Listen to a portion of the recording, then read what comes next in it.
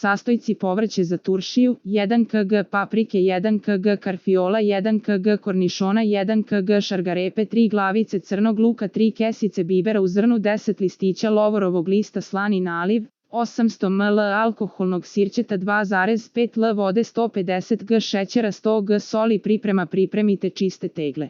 U svakoj tegli na dno stavite po malo bibera u zrnu i grančicu peršuna. Povrće dobro operite i isecite na komade. Priprema slanog naliva: vodu stavite da provri, a potom dodajte so i šećer, lovorov list i malo zrna bibera. Kada se šećer i so otopio i voda provrela, dodajte sirće i pustite da opet sve zajedno provri. Tegle napunjene nalijte do vrha sa slanim nalivom, malo protresti da izađe vazduh iz tegle, a potom dolijte malo naliva ako je potrebno. Tegle zatvorite metalnim poklopcima.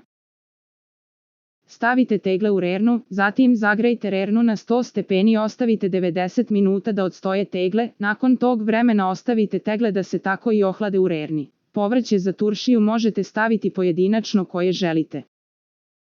Samo karfiol ili paradajz, paprika itd. U turšiju se može dodati i po koja ljuta papričica za one koji vole ljuto.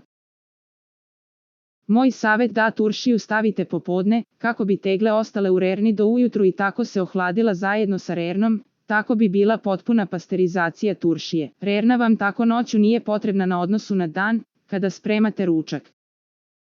Za najnovije recepte kliknite subscribe, like i zvonce svaki dan. Najnoviji recepti, zato nas zapratite.